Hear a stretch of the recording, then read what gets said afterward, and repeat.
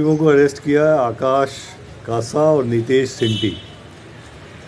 NDR की team है, inspector Rampal, ACP Umesh भरतवाल और डीसीपी अमित गोयल के सुपरविजन में। आपको ध्यान होगा 3 दिसंबर को पंजाबी बाग में गोलियां चली थी। एक बहुत बड़ा व्यापारी है लेकर के, जिनका पंजाब में बहुत बड़ा काम है शराब का, और पहले शिरोमणि अकाली दल के एमएलए भी रहे हुए हैं। तो उनके घर पे करीब 5-6 गोलियां चली थी गेट के ऊपर, उनको डराने के लिए। तो केस बिल्कुल ही क्लूलेस था, क्योंकि लड़के ये जो अब आप देख रहे हो हरियाणा के लड़के हैं, वहाँ के आसपास का कोई लड़का भी नहीं था। तो टीम ने काफ़ी मेहनत से दोनों तरह से काम किया, टेक्निकल एनालिसिस भी किया और मैनुअल इनपुट्स भी लाए। इसमें बेसिक जो पहले से आपको बताया गया है, कॉर्पोरेट स्टाइल में ये लोग गैंगस्टर्स काम कर रहे हैं। नए नए लड़कों को ये ढूंढते हैं, हरियाणा के लड़के हैं, राजस्थान के लड़के हैं, और उनको प्रॉमिस कर देते हैं कि तुमको गैंग में शामिल कर लेंगे और तुम्हारे को अच्छा हो जाएगा। अभी इनको कुछ भी पेमेंट नहीं हुआ था इन दोनों लड़कों को, जो आकाश है भटगांव सोनीपत का और नितेश सिंटी है भीकरा चरखी दादरी हरियाणा का। आकाश की उम्र 23 साल है, इस नितेश सिंटी की उम्र 19 साल है। आकाश बीए सेकेंड ईयर से ड्रॉप आउट हो गया 5 साल पहले, उसके बाद 3-4 केस में इन्वॉल्व हो गया, जेल में रहा वहाँ पे सोनीपत में, और फिर इस गैंग से जुड़ गया। नितेश सिंटी 12वीं में ही ड्रॉप आउट हो गया और इसको अपने गांव में कुछ इशू सेटल करने थे किसी और के साथ, तो उस चक्कर में इसने गैंग को ज्वाइन कर लिया। अब कहानी वही आती है कि सब जगह जो ऐप्स हैं वो इन्वॉल्व है, इंस्टाग्राम और ये जो सारे ऐप्स के थ्रू कोई फ्रेंड रिक्वेस्ट चली जाती है या किसी को फॉलो करने स्टार्ट कर देते हैं। इनको ये क्रेज़ है कि हम गैंग के मेंबर बन जाएंगे। वो कहते हैं पहले आप अपनी लॉयल्टी प्रूव करने के लिए 2-3 काम बताओ, करके दिखाओ।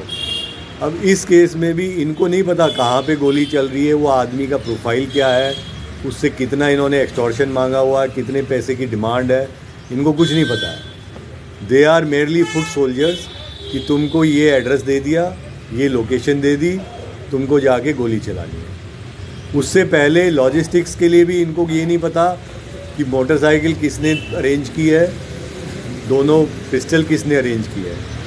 इनको वारदात से पहले बोला गया कि भाई आप सोनीपत गोहाना रोड या मूर्थल गोहाना रोड पे चले जाओ, इतने माइलस्टोन के पास ये जगह होगी, पेड़ होगा, पत्थर होगा, ये उसकी फ़ोटोग्राफ है, वहाँ पे पिस्टल होगी, वो उठा के ले आना और इतने राउंड होंगे। इसी प्रकार जिस दिन ये वारदात करने आए 3 दिसंबर को मादीपुर मेट्रो स्टेशन से उतरोगे, वहाँ पे ये वाली मोटरसाइकिल है, इसकी फ़ोटो भेज रहे हैं।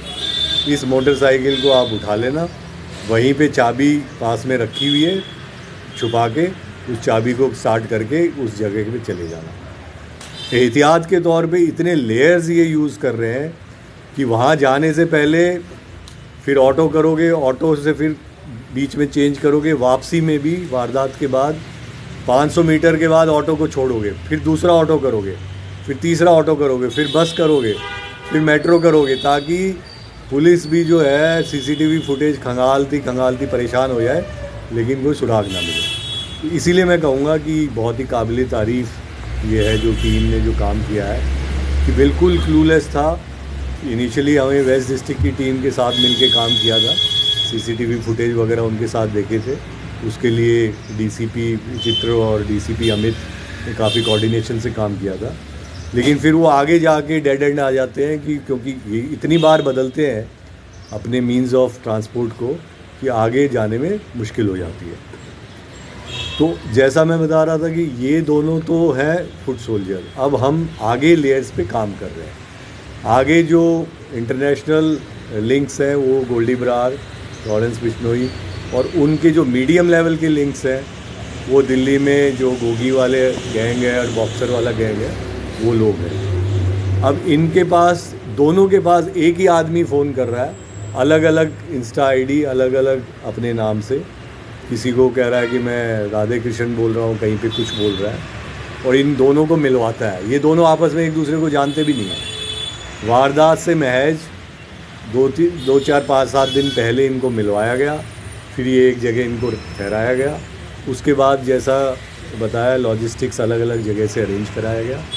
तो बहुत ही प्रोफेशनली प्लान्ड मैनर पे किया जा रहा है। और इनका जो इतिहास है, जिनके ऊपर गोली चलाई है, पंजाब में इनको ऑलरेडी इस गैंग ने टारगेट किया हुआ था। इनके जो लिकर के एस्टेब्लिशमेंट है 2 वो जला भी चुके थे।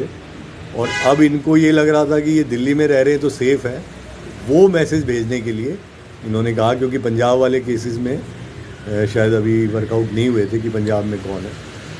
तो ये आकाश कस्सा जो है, इसके ऊपर 4 क्रिमिनल केस हैं और पहले इसके ऊपर 307 का भी एक केस है अपने गांव का।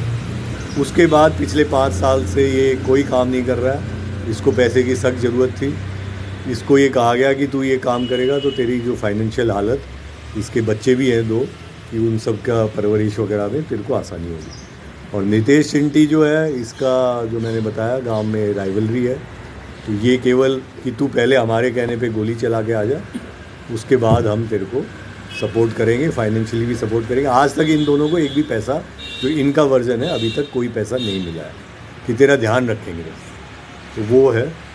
बाकी इसमें हमारा प्रयास ये रहेगा आगे कि जो भी फाइनेंशियल लिंक्स है, जो आगे लॉजिस्टिक प्रोवाइडर है, उन सबको हम ट्रेस करेंगे। और इस टीम में पीछे भी इन्होंने बहुत अच्छे काम किए थे। पीछे आपको ध्यान होगा इनके जिस तरह जो भी दिल्ली में 2-3 केस हुए थे लास्ट ईयर और इस ईयर, वो सब इस टीम ने सॉल्व किए हैं। तो इससे हम एक ये मैसेज ज़रूर